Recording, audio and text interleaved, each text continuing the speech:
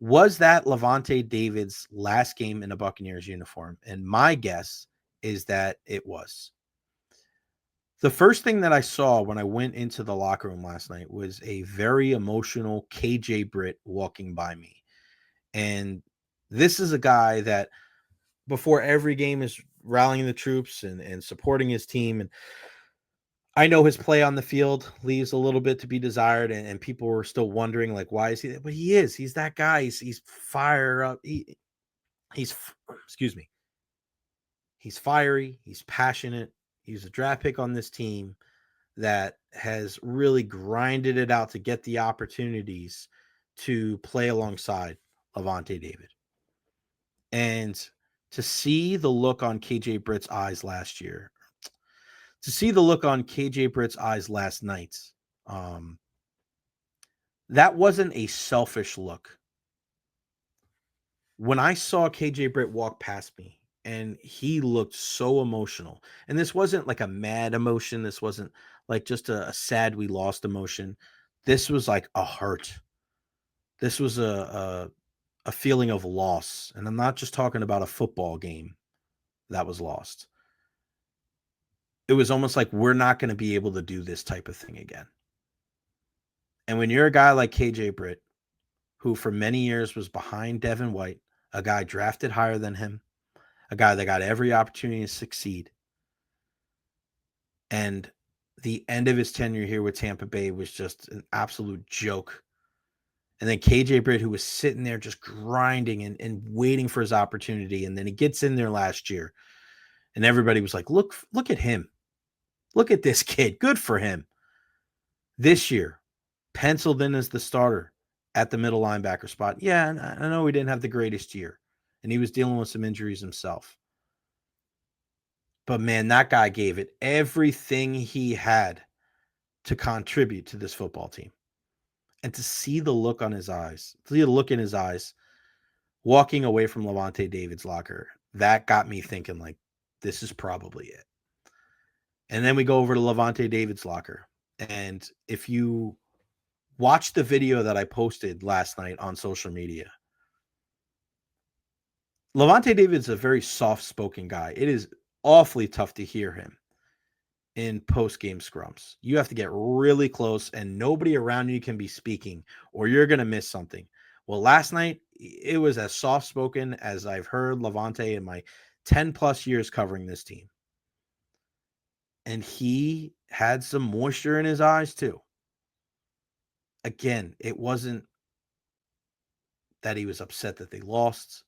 It wasn't that he was mad at his performance or the team's performance. He was crestfallen.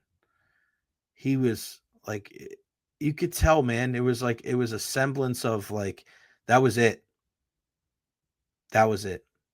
I hope I'm wrong. I really do. I hope I am wrong when it comes to Lavonte David. But just listening to him speak, watching his mannerisms, seeing KJ Britt being so shaken up, I truly believe that that was Lavonte David's last game with the Tampa Bay Buccaneers and probably in the NFL as a whole. And it sucks because that dude, um, he's been the perfect example of what a Tampa Bay Buccaneer should be on and off the field. No bitching, no moaning, no complaining. Just goes out there and does his job. He was on this team when this team was terrible. Awful. He could have left in free agency. He stayed here. He stuck it out. And I'll always go back to the Super Bowl that the Buccaneers won right there at Raymond James Stadium. And one of the first people that Tom Brady called out to celebrate that championship with was Lavonte David. I thought that meant so much. Tom's won a ton. Number 7. Obviously, a closer relationship with the guys on offense. He spends the majority of his time with them. But the fact that he sought out Lavonte and he wanted to celebrate with him said a lot about Tom, but it also said a lot about Lavonte David. And you guys know, Lavonte David is one of those guys that you're proud to be a fan of. Is he going to be a Hall of Famer? Maybe down the road, a Veterans Committee inclusion later on. I don't think he's going to be on the modern ballot. I don't think he's going to make it that far. The Pro Bowls and the All Pros, they just don't back it up. But when you look at the tackles and the sacks and the interceptions and the versatility, like he's right up there with the Bobby Wagners and the Luke Kuechly's of the world. Like this guy had an incredible career, a surefire, no doubt Ring of Honor member. You will see his name up there at Raymond James Stadium, and it will never come down. So if that was his last game with the Buccaneers, 5-4, I salute you, my man. What an incredible career. I want to get to this comment from Bucs fan. You can't take what they say and feel after a loss like that. You have to give them time to process. I know, Bucs. I understand what you're saying.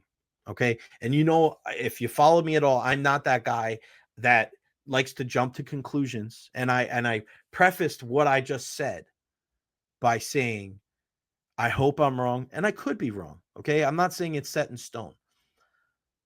But I was right about both of the Tom Brady retirements. After the first one, I go, that didn't really look like he was saying goodbye. And then he came back, even though he did retire and come back. It was just weird. And then the second one, it was like, oh, yeah, he's done.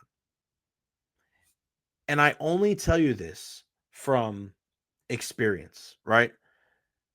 I saw Alex Killorn in his locker after the Lightning lost. And it wasn't, oh, my God, we lost. We didn't win the championship. It was, my time is done here. That's it. You saw it with Steven Stamkos on the ice there in Florida when he stood there on the ice and he just kind of looked around and took it all in. Sometimes these guys know. They may not want to admit it themselves. They may not want to say it. But deep down, whether they've had conversations or they just know internally, they know when that chapter of their life is going to close. And again, Bucks, I get it, right? I understand what you're saying. But Lavonte is not one of those guys. He is very measured. He is not a guy that, and he said it himself, that he's going to have to take some time. But reading it on his face and being around the guy, I'm not speaking from a place where I'm not experienced in being around Lavonte and interviewing him, being in scrums with him. It was a different Lavonte last night. It just was. I really hope I'm wrong. I will put my hand up and say I was wrong, and I'll be happy to be wrong. But it didn't seem like that. And that's what you're going to get from me here on the Jay Recher podcast. And this is why I go into these locker rooms. Some people think that it's not a big deal. You don't need to go into locker rooms. You can do your job from afar. I've said that on the show before. But I feel like for me to be able to give you the best of what I've got, I need to be able to go to these games. I need to be able to talk to the people that have been covering this team for decades, people that have played the games before. Yeah, selfishly, I love chopping it up with Ira Kaufman at Bucs games and Phil Esposito at hockey games. But you know what I'm getting? And I'm not doing this in an ulterior motive type fashion. I'm doing this because I feel like it's going to let me do my job better. And I like being around good people. I like learning. I never have it all figured out. I am always going to defer to people that have more experience, that have been there. That's why I believe that things with Ian and myself work out so well. I'm not going to sit here and tell him how an NFL player behaves or thinks. Always going to defer to him, and I'm going to tee him up for it. Take me on a ride. Give me some insight. I hope that you join us every Wednesday at 3:00 for the Beckles and Recher podcast. I thought it was something that got taken from us on the radio. I thought Beckles and Recher, and this is not taking anything away from my guy, Zach, because I loved working with Zach. Awesome guy. It was just a different show altogether, right? Younger, we're looking at things different way. We were heavy on social. We were able to go out and do different things. Hey, man, it was different. Awesome. But I really thought there was an opportunity for Ian and I to do some great things. The guy that was in radio, but who has a sports background with a former professional athlete. And we're going to hope to bring you the Thunder every single Wednesday at 3 p.m. on the Beckles and Recher podcast. So I implore you to go check that out. But I think it's super important to be able to go to these games, to be able to talk to the athletes, to be able to give you some inside information. I didn't play in the National Football League. So what the hell are you going to do coming here and expect to get from me. I'm not going to be able to tell you. Our next guest will in a bit here. Martin Gramatica joins us in a couple minutes after he gets settled. Take your time, brother. We'll get to you in a minute. But for me, the insight I'm going to give you is, hey, I spent dinner talking with Eric Hoffman, a Hall of Fame voter. We're talking about the Hall of Fame vote that's going to happen tomorrow. We're talking about how hard it was to get Rondé in, how many different people he went up to try to get information on Rondé Barber. Hey, so-and-so, Greg Olson, give me a little bit so I can help get Rondé in. Ira hawks people down, man. It's insane. It's the complete opposite of Phil. Phil stands in the corner of Lightning game and we just talk about anything and everything. But that is what I try to bring to the table. And that's why when I say what I said about Lavonte David last night, I think it holds merit. Because I've never seen Lavonte David like that, covering him for more than a decade. There's just something in his eye. There's something in his teammates that were around him. It seems like that was his final game with the Buccaneers. I hope I'm wrong. I'm not saying I know this for sure, but just inferring from what I saw, that was different than I'm just mad that we lost.